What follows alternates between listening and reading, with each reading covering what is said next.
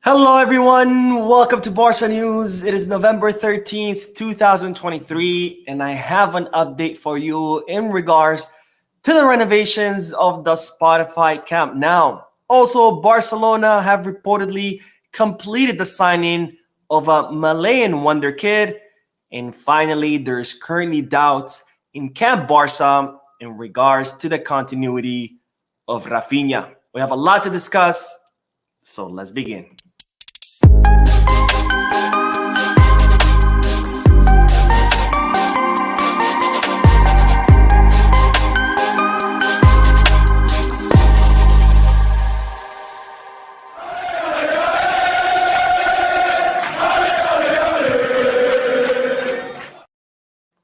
Hello, everyone. Welcome to the channel. My name is Mo, and this is Barca News' live stream, which is on every Mondays and Wednesdays at 7:15 p.m. Eastern Standard Time, where we cover all of Barcelona's news for the day. And this is not to be confused with the post-match live analysis, which is usually the live streams that start right after a Barcelona ends, where we analyze the Barcelona match. Now, as always, we'll do a segment of news and then we'll head to the chat section so I can answer any questions.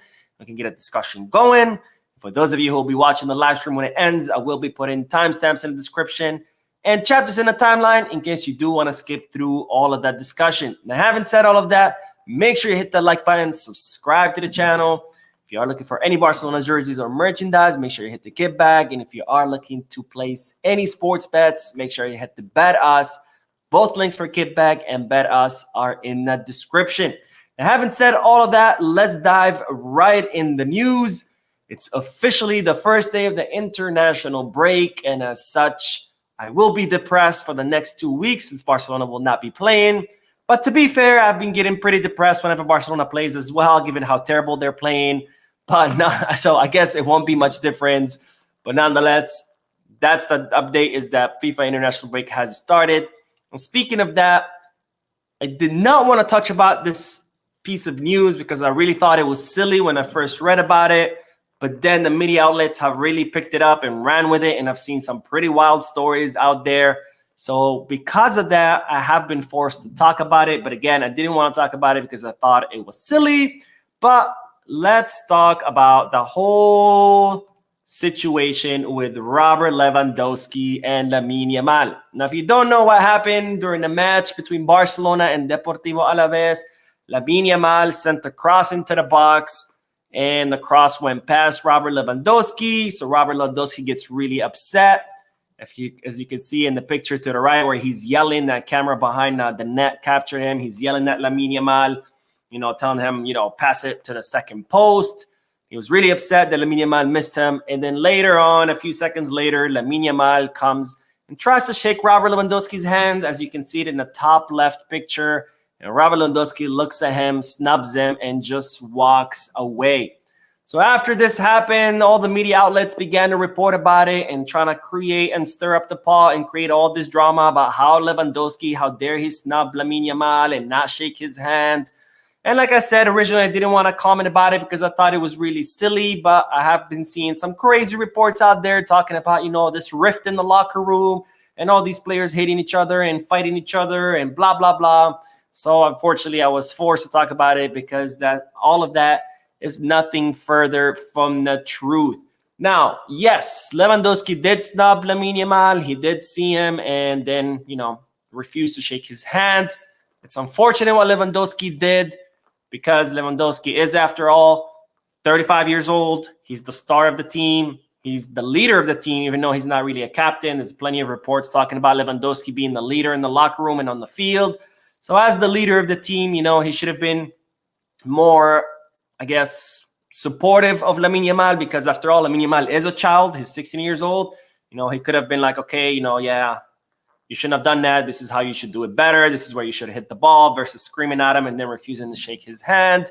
So yes, Lewandowski shouldn't have done that. But at the end of the day, this happens in matches all the time. It's the heat of the moment. Things are tense. Players want to win. Players want to score goals, so they do get mad. I mean, we had countless of things like this that happened with Suarez. Suarez used to yell at everybody. Messi used to get mad at his teammates. This happens. Players like Lewandowski, like Suarez, like Messi, these are superstars. Their only mentality is to win. And when they don't, or when they can't score or something like that, they get really upset, which is normal. It's just their desire to win, is their hunger. Again, yes, it's unfortunate he did that to a 16-year-old, but it is understandable because of the heat of the moment. So the reason I said I wanted to talk about this, because again, there's no truth about some kind of animosity between Lewandowski and Lamine Yamal. There's reports, internal reports from the club saying that right after the match ended, Lewandowski actually went up to Lamine Yamal. They talked about it. He told them, what had happened, what Lamine Yamal can do to improve. And also Lewandowski did apologize to the kid. Lamine Yamal accepted his apology, and everybody went their own way. And the club, internal source in the club, saying that they're not justifying the actions of Lewandowski, but they do understand that this happens. And more importantly, that everybody has moved on and there's nothing more to the story. So that's why I want to highlight. There's nothing more to the story. Lewandowski has already apologized. Everybody has moved on. So I think we should all move on. But of course, media do like drama. So I've been seeing this story being recycled over and over again. I've seen every YouTuber and their mother make a video about this. Guys, this is not a big deal. Let's move on. Let's not try to not create drama where there isn't. I understand it's the international break, so there's not a lot of news, but I think we can find better things to talk about whether Lewandowski shook Lamine Yamal's hand or not. Now, Lewandowski was asked about the whole incident while he was training with Poland, and this is what he had to say. And I'll make this bigger for you so you can see it. And I'll also take off my logo. But Lewandowski says, honestly, there's not comment on it because it was just an incident. So when it comes to my relationship with him, I have helped him several times, give him advice, even in this game. It's normal to say or shout something on the pitch. The entire situation is an incident out of context and has no meaning. It happens. So exactly, again, no big deal. Lewandowski shouldn't have done that. It happened. Heat in the moment. He apologized. Everybody's moved on. So I think we should all move on as well. And stop trying to find drama where there isn't. All right, let's start with the chat section, and then I will talk about the Spotify Camp Nou, because I do have an update for you about the renovations of our stadium. And it is good news. I know sometimes people always ask me, why you always give us bad news? And I know. I don't like to be the bearer of bad news, but unfortunately, this is the time that we're going through. But this is good news. Good news. So, all right, let's see. Choo-choo, my man Choo-choo was waiting in the chat section before the live stream. Says, hi, Mo, about Raphinha. How can you pay $60 million and have more trust in a 16-year-old kid playing same position? Sell that man. So I do have news about Raphinha, of course. So I don't want to say anything just because I don't want to, any spoilers. But I will discuss Raphinha in a little bit more. All right, let's see. What else? Lewis says, sell Raphinha and get Kimmich. Would also consider getting Arnau Martinez. We should have got him in the offseason. We need defensive RBs to balance out the back line. So I won't talk about Raphinha yet. Again, I'll talk about him a little later. As far as Arnau Martinez, Barcelona had him on this list. They considered him, but eventually decided that he wasn't really a good fit, so they moved on. So Arnau Martinez, as of now, he's not on Barcelona's radar. Things could change, but as of today, November 13, 2023, Arnau Martinez is not a Barcelona target. All right, let's see what else. Ebrima says, hey, Mo, for the first time watching you live. Keep up the good work. Thank you for joining the live stream. I hope you enjoy your first live stream, and I hope to see you in future ones. And let's do one more comment, and then we will move on to the news about the Spotify Camp Nou. And Blaurana Kule says the needs to be an in-your-face meeting that nobody is above the badge. Start playing like a team, united, and not as individuals. I don't think that's the problem. I think the locker room is pretty united. I think the team, if anything, it's been more united than ever. I think ever since Luis Enrique left, we've always seen like a locker room that's pretty divided, because it was pretty toxic under the old guard, with Messi, Busquets, and Suarez, Jordi Alba. They all had kind of their clique, and then everyone else was kind of tossed aside. So I think the locker room was always really divided since Luis Enrique. I think if there's one thing that we could say Xavi has done a good job, because I do like to give credit where credit is due, is that Xavi has really unified the locker room. So I don't think it's about the players being individuals. I know I always say I don't see a team. I see 11 individual players, but it's not because the locker room is not united or because there's rift between the players. It's because simply Xavi does not have a system in place. He has no tactics. He has no idea, any ideas or plan on how to play. That's why we see individual players on the field. Not because the locker room is divided, not at all. They're pretty unified. It's just Xavi has no idea what to do with them. Anyways, let's get back to the news because I do have an update about the Spotify Camp Nou. I think 2 weeks ago or 3 weeks ago, I spoke a little bit about the Bernabeu and the state that the stadium renovation is going through. Of course, the Bernabeu is undergoing renovation as well. They just requested another 300 million euro loan so they can complete the roof of the Bernabeu. And the project is a complete mess. It was only supposed to cost 700 million euros. It's costing them now so far 1.5 billion euros. So that's more than double than the initial budget. The stadium is also behind by 1.5 years. So this stadium was supposed to be completed a year and a half ago. So they're completely behind schedule. They're way over budget. And since I did give you that update, or I did mention that update about the Bernabeu, I decided that today I will give you an update about our own stadium, which is the Spotify Camp Nou. And unlike the Bernabeu, which is a total mess right now as far as their scheduling and budgeting, the Spotify Camp Nou is still not only within budget, but it's ahead of time. So the first phase was, of course, a demolition. They completely removed the third tier of the stadium, completely demolished that, removed it. As you see in the picture, there's only the first 2 tiers right now, and I'll make the picture bigger if you want. But only the 2 tiers remain. They will build a brand new third tier over all of that, and of course the roof as well. So this is what the Spotify Camp Nou looked like when it was first inaugurated. They only had 2 tiers. This was in the 1957, I think, or 59 when it was inaugurated.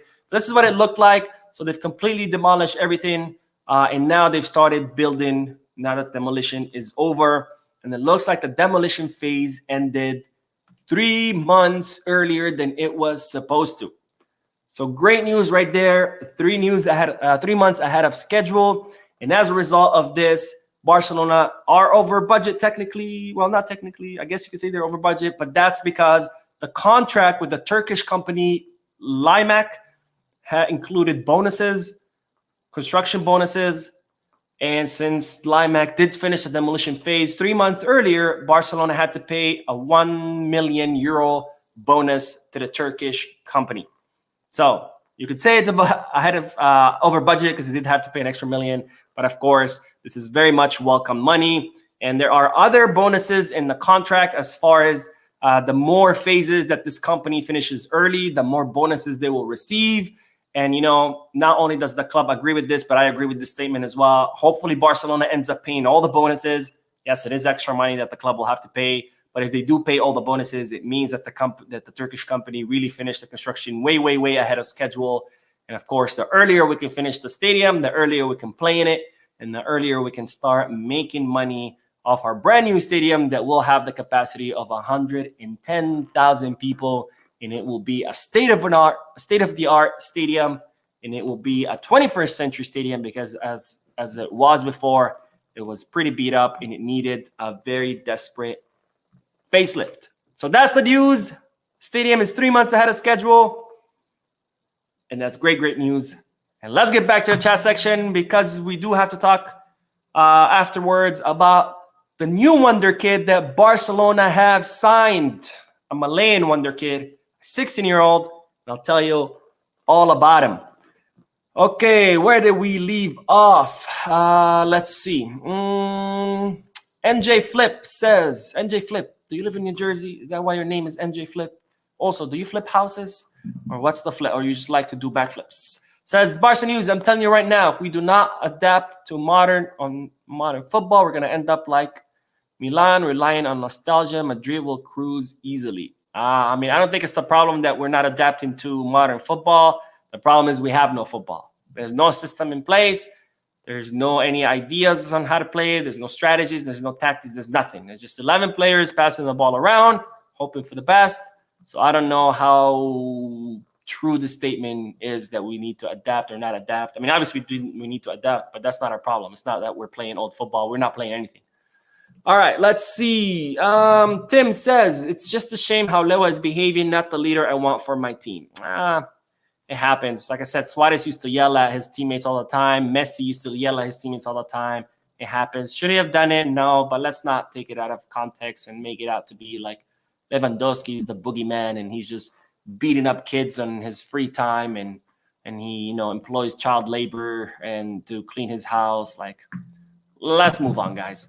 Laurana Kule says, when I watch a team like Chelsea that's been struggling and then take it to Man City as a team with a 4-4 draw, I can't help but think that Barca can't do that and City would wipe the floor with us. Oh, absolutely. I think any team from the Premier League would wipe the floor with us. It's unfortunate, but that's the situation that we're currently in. And my man Ras, what's up, man? Says, long time no talk. Sahbi was dealing with getting family out of Gaza. Xavi has a huge question mark around his head. And if he goes, who next? I like the Zerbi. Ras, I am very sorry for what you're going through. My heart goes out to you and your family. Hopefully all your family is safe. I'm actually Palestinian. My family lives in the West Bank. I lived in the West Bank, so I know what it's like. It's absolutely horrendous what's going on in Gaza or Gaza. It's unfortunate, and what makes it worse is the world is just sitting by and they're watching Palestinians getting massacred, and it's absolute disgrace what's going on. It's absolute disgrace that the whole world is just sitting by, not saying anything. So I hope your family is safe, and thank you for your comment. And as far as who would be next, I mean, I personally like Mitchell.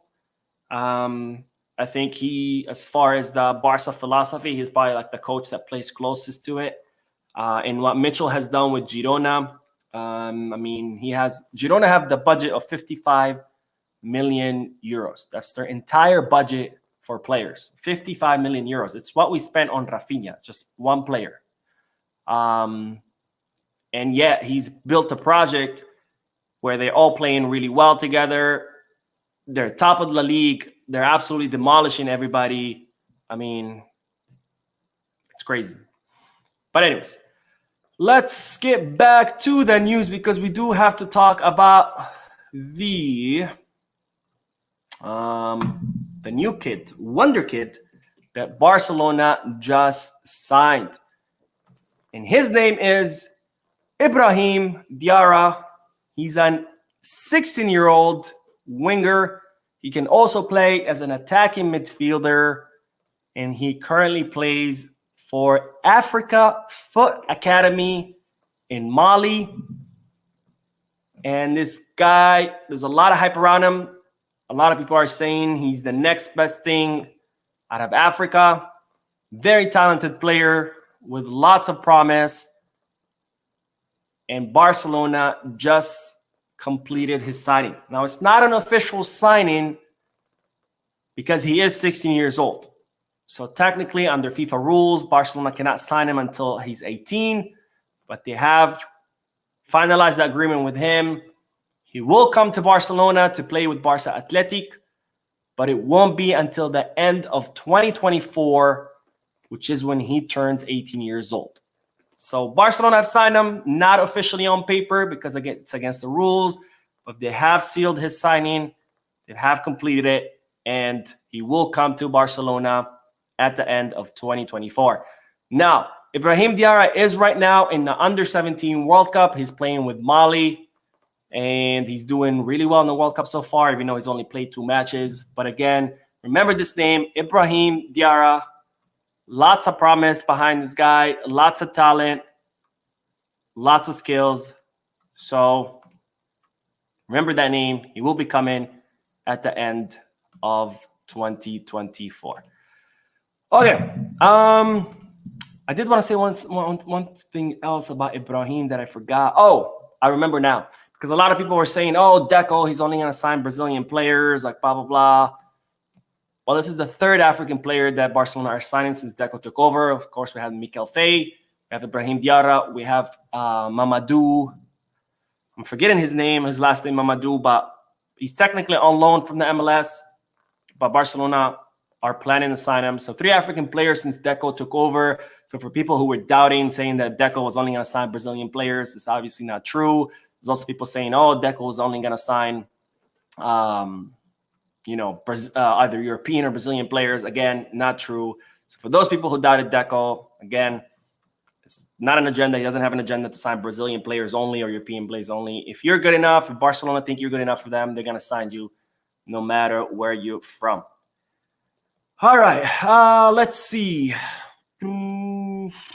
Where did we leave off? Let's get back to the chat section. And where did we leave off? All right, I see that my chat section turned political. Well, I did not mean for that to happen, but let's focus on the football, I guess. All right, Tim says, it's not just with Lamine. It happened with Xavi after Real Sociedad game. Xavi was waiting for the players, and everybody gave a high five or something to Xavi. Lewa was kind of ignoring him and passed him. I mean, you know, players get upset. It's their winning mentality. Like I said, we used to see Messi do things like that, Suarez, things like that. Players get upset, especially when they're like big stars. They have that winning mentality. All they want is win, win, win. And when they don't, you know, they get upset. Riley says they shouldn't rush it too much. At the end of the day, we don't want to hear Camp Nou broke down during game time.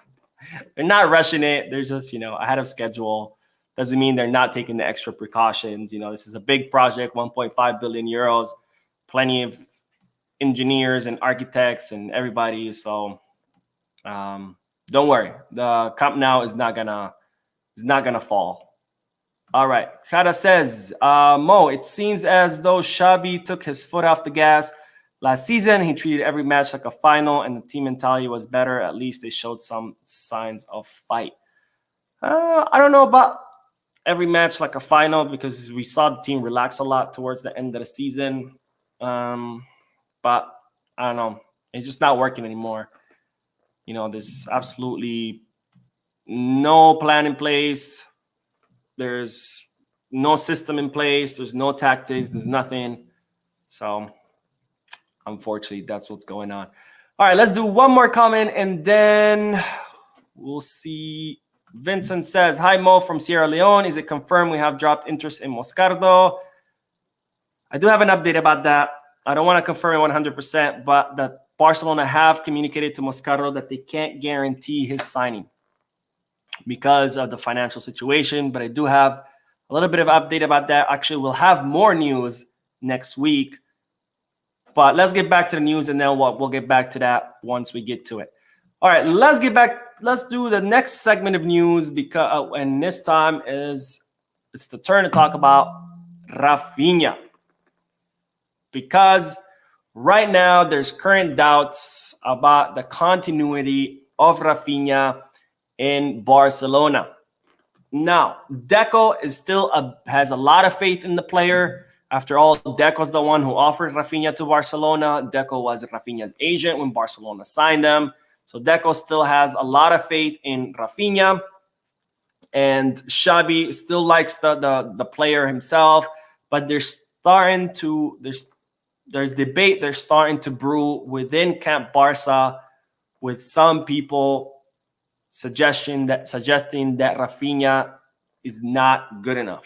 Now, everybody thought that last season would be kind of Raphinha's, the season that he would get acclimated and adjusted to Barcelona, to playing for Barcelona.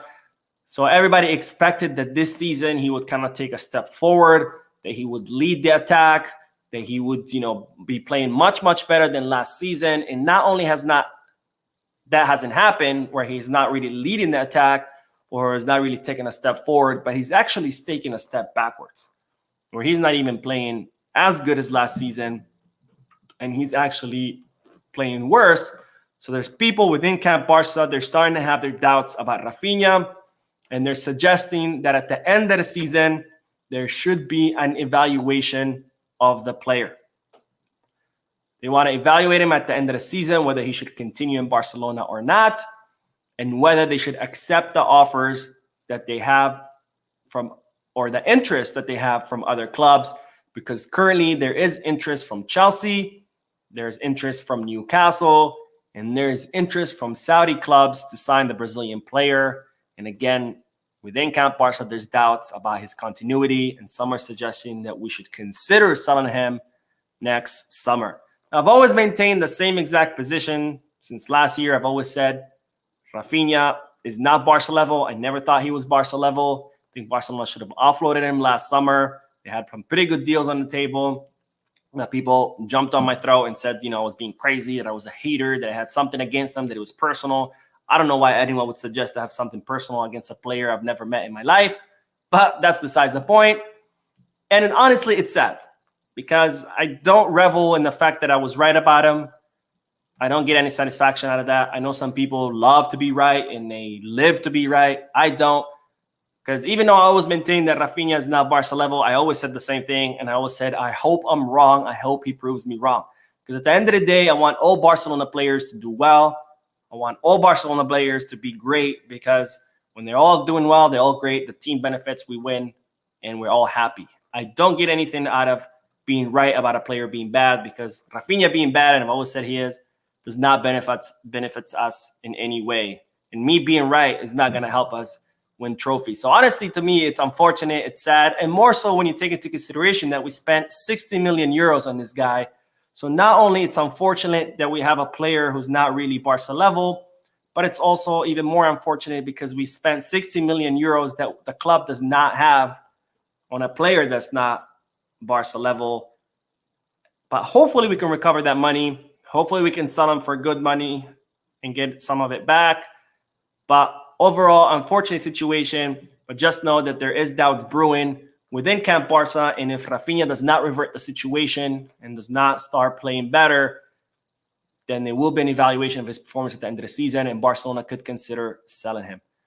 Now, for me, best case scenario is Raphinha turns it around and starts killing it because then we all win, or if not, then we sell him for good money. But, we'll have to wait and see. I doubt it because, again, I don't think Raphinha is Barca material.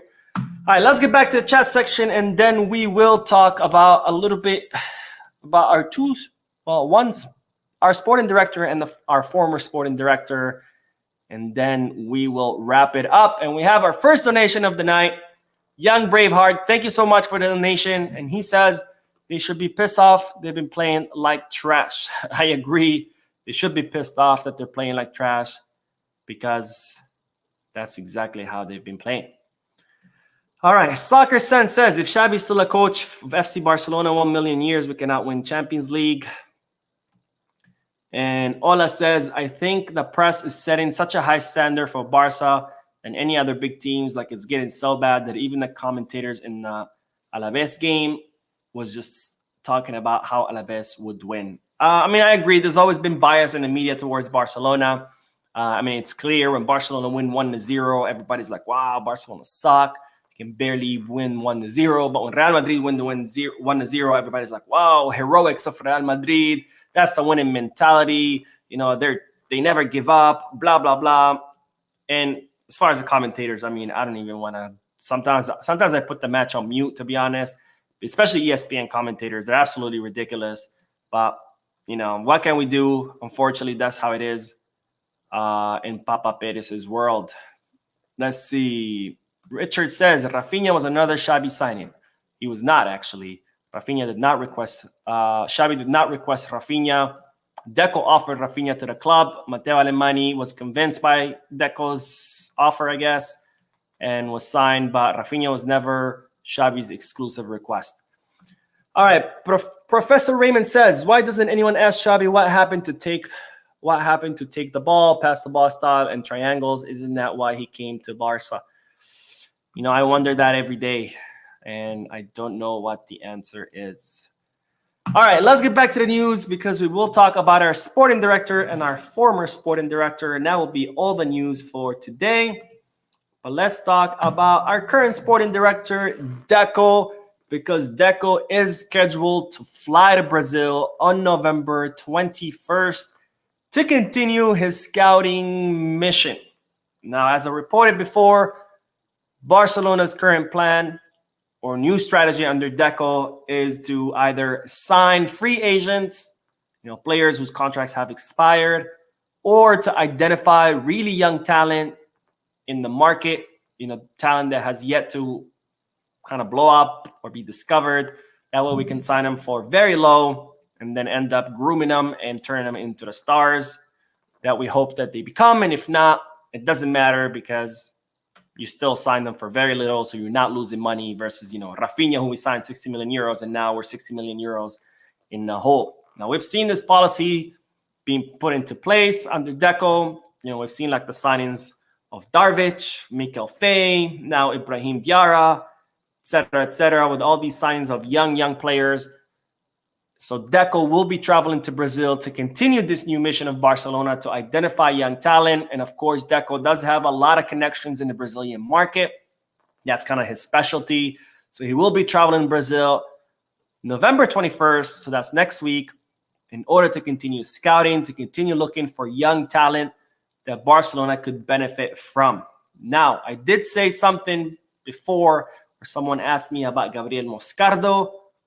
Now, even though we don't know exactly what Deco will be doing in Brazil, besides the fact that he will be scouting for young talent, there is talks about maybe he could be meeting with Moscardo and his entourage.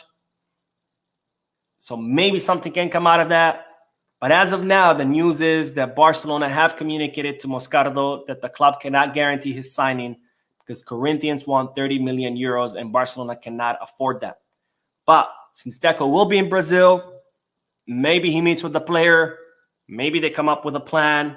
We don't know yet, but we'll definitely know next week after Deco comes back from his trip and we know exactly what happened. There's also talks about Deco maybe meeting with Estebao, or as he's known as Messinho. So there's also speculation about that. But again, we don't know his exact itinerary. All we know is that Deco will be traveling to Brazil to complete his scout, to continue scouting, but he could be meeting with other Barcelona targets.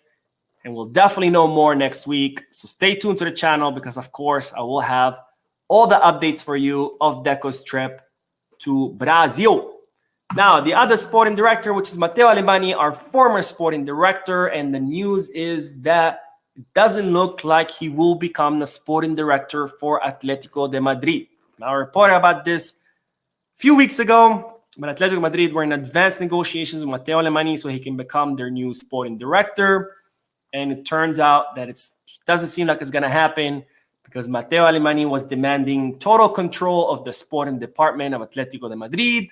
And it looks like the Madrid-based club were not willing to hand them that much control. So it looks like the negotiations have faltered and they're not going to move forward because after all, if Atletico Madrid are not going to give Matteo Alemany the full control of the sporting department, he could have just stayed in Barca because he had control of the entire sporting department at Barcelona. But then when he told Barca that he was going to go to Aston Villa, Barcelona signed Deco. And then Alemany changed his mind. He said, never mind, I don't want to go to Aston Villa. I want to stay in Barcelona. But by then, Barcelona had already signed Deco. So they told him, okay, well, we can't give you the job because we hired Deco. But we can give you, kind of like a CEO position, some kind of position within the club where you would still work in the sporting department, but you won't have total control over it. And of course, Alemany said no to that. So, and it seems that Atletico Madrid have told him that he can have control of their sporting department. So it doesn't look like he will be their new sporting department director because, again, he wanted more control. I think that's good news for us because the last thing we wanted is to have to negotiate with Matteo Alemany, who's, of course, a very tough cookie and someone who's a very difficult negotiator. All right, so let's get back to the comments. That's actually all the news for today. I don't have any more. I'm sorry. But let's get back to the comment section. We'll do a few more comments, and then we will end the live stream. And Vincent says, sometimes I wonder if Xabi does have time to listen to some of your objective points and just try to listen and act upon it. I mean, if Xabi wants to watch my live stream, that'd be amazing. But I doubt it. Plus, it's in English, and he probably watches his TV in Spanish, even though he does speak, obviously, English. And Fitzroy says, Lewandowski's attitude towards the young players stinks. The whole Barcelona attitude also stinks. Again, guys, let's not blow it out of proportion. Yes, it happened. Yes, it shouldn't have happened. But things like that happens. All right. Richard says, Mo, do you think Raphinha will agree to leave? Last summer, he didn't want to leave. Last summer, he said he wasn't leaving, but that's because nobody was telling him to leave. Xabi had made it very clear to him that he was very important, that he was part of part of the team, fundamental piece of the team. So of course he's going to say no. If your own coach is telling you, hey, you're very important to me, you're going to be very important part of this project, of course you're not going to leave. Now, if end of next season it's not working out and Xabi sits down and says, hey, look, you're not good enough, you're not going to be playing, then he might. Because not all players are as, how do I word this? Not all players as shameless as, like, let's say, Umtiti, right? Not all players are okay with just sitting on the bench and collecting a check. A lot of players just want to play. And if their coach tells them, hey, you're not going to play a single minute because you suck, then they will look for another team and they'll agree to leave. And I don't see, given Raphinha's work ethic, which I've always gave him credit for that. He is a very hard worker. He trains hard. He runs his ass off on the field. I've always gave him credit for that. Given his work ethic, I don't imagine Raphinha is just going to want to sit on the bench and just collect a paycheck. I just don't see that. I think if Xabi really tells him you're not going to play a single minute, I think Raphinha will be like, okay, then I'm going to go play somewhere else because I want to play. All right, let's say Tom Riddle says, what do you have against Raphinha? Even with his contribution last season, you still talk down his performance. I feel like we're past that point where if you still can't see what's wrong with Raphinha, I don't think you will, because we're definitely past the point where we should even be discussing what's wrong with Raphinha, because it's more than clear and evident what's wrong with Raphinha. The player gives you nothing.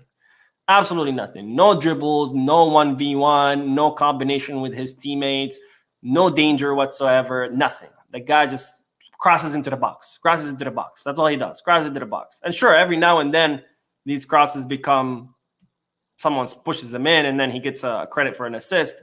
But how much credit do you get for just sending a cross after a cross into the box? Anyways, let's see. One more.